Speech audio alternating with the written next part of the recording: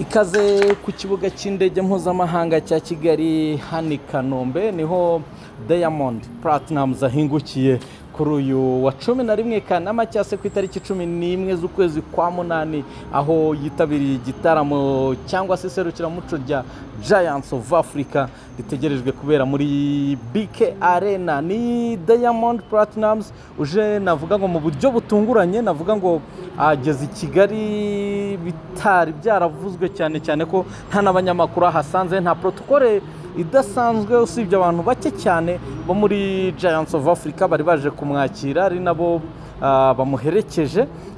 Ikindi ni Diamond ugeze i Kigali ahita yinjira mu modoka, ntago yifuje kuvugana n'itangazamakuru cyangwa se nta nubwo yigeze avugana n'itangazamakuru, aje straight away yerekeza mu modoka. Hanyuma icyo twabashije kumenya nuko yageze i Kigali ku isaha saa 12 hafi n'iminota 10, hakaba yari afite soundcheck muri BK Arena isaa moya zuzuye, kandi ni isaha itagomba kwangirika. Aba bahanzi babari aba professionnel ku buryo umubwiye isaha nyine ayubahiriza ukwiri, nta na kimwe cyo kwangiza bafite. So Diamond yageze i Kigali ahita yerekeza kuri BK Arena aho agomba gukora soundcheck.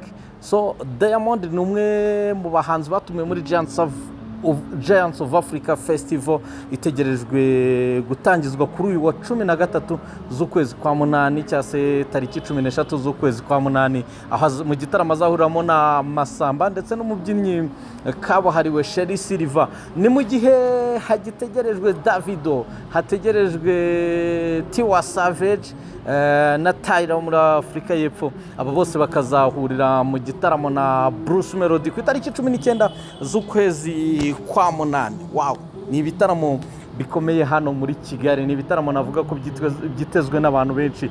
Twe icyo tubereye hano no kubagezaho update bahagera tuhita tubamenyesha.